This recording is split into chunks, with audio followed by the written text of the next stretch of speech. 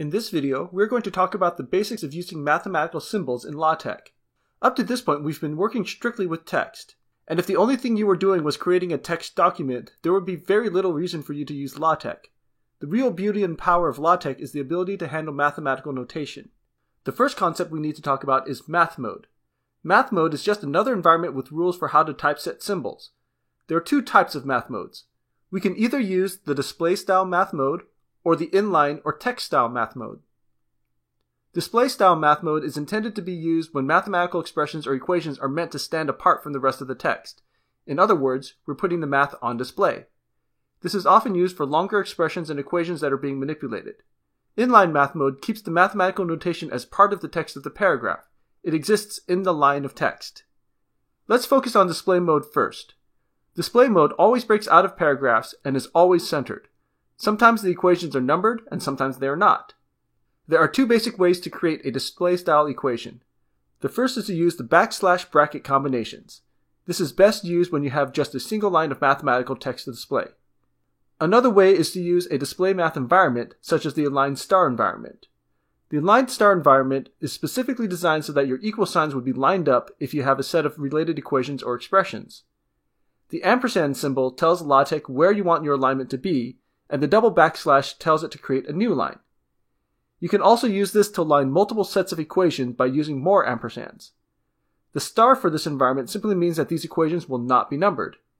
If you remove the star and use the align environment instead, the equations will be automatically numbered. You can skip the numbering on a specific line by using the no number command before that line. This example also shows an organizational trick that you can use. When you're working in math mode, you can use whatever white space you want to keep your equations organized and legible. The precise way you organize your code is up to you, but it is good to think about indenting and aligning text to make it easy to read. For inline math mode, there are two methods you can use. You can either use $signs to toggle math mode on and off, or you can use the backslash parenthesis combinations.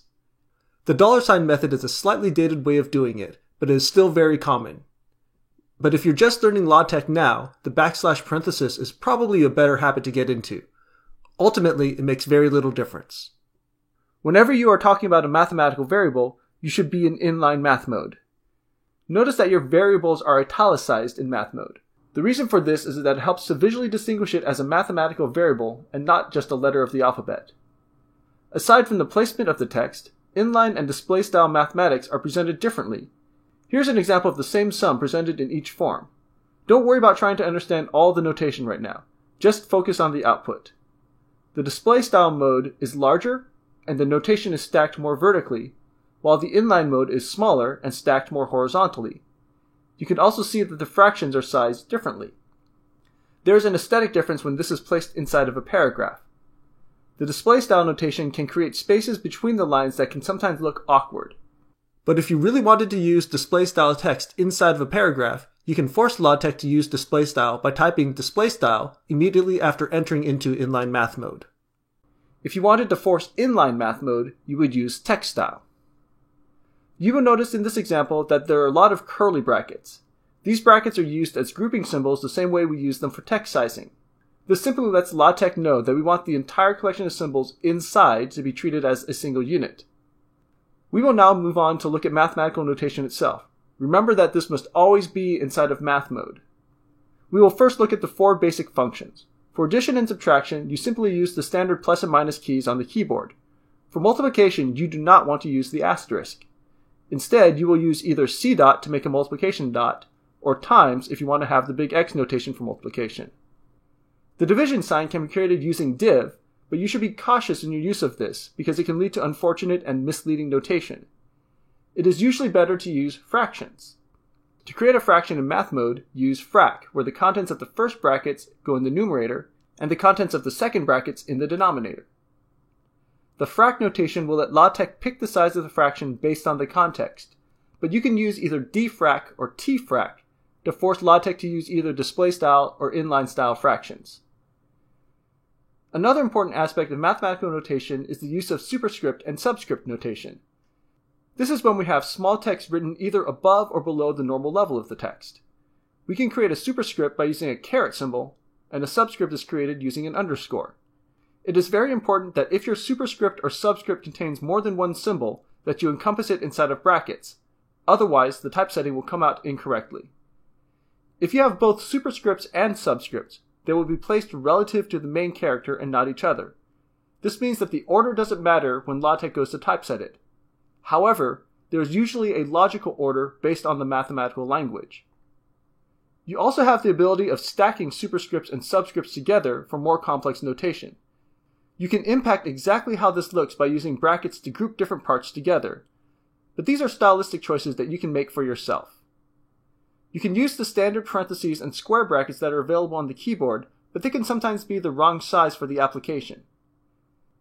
You can let LaTeX choose the size of your brackets by using left and right with your brackets, or you can manually choose the size using one of these 4 modifiers. A word of warning if you use left and right. These must always come in pairs so that LaTeX can calculate the height it needs to use. If you only need a symbol on one side or the other for some reason, you can create a blank symbol by using left period or right period. If you want to write text in the middle of math mode, you cannot simply type the text. LaTeX will interpret the whole thing as a product of variables. Instead, you need to use the text command. You need to put an explicit space at the beginning and end of the text, because otherwise the letters will be placed directly next to the last mathematical symbol. It can be helpful to organize your statement in a logical manner. In this case, there is an equation and a condition, and so it makes more sense to treat the condition itself as a single text object. Although the output is the same, the code is simpler and easier to read. Another important set of symbols are the Greek letters. Greek letters are available in math mode, and can usually be created using a backslash followed by the name of the letter. Here's the full Greek alphabet. You will notice that there are some Greek letters that don't have a special command. This is because the Greek letter is the same as the letter that we currently use, and so no new symbol was created. You will also see that there are a few lowercase letters with multiple forms. These variants are created by adding VAR in front of the Greek letter. Lastly, mathematicians often want to use a Blackboard-style font. These are letters that have a double line somewhere in it, such as the Z used for the integers. The AMS symbol package has a set of these symbols for each capital letter, and they're called by using the mathbb command. Of course, there are many pieces of mathematical notation that are not covered in this video.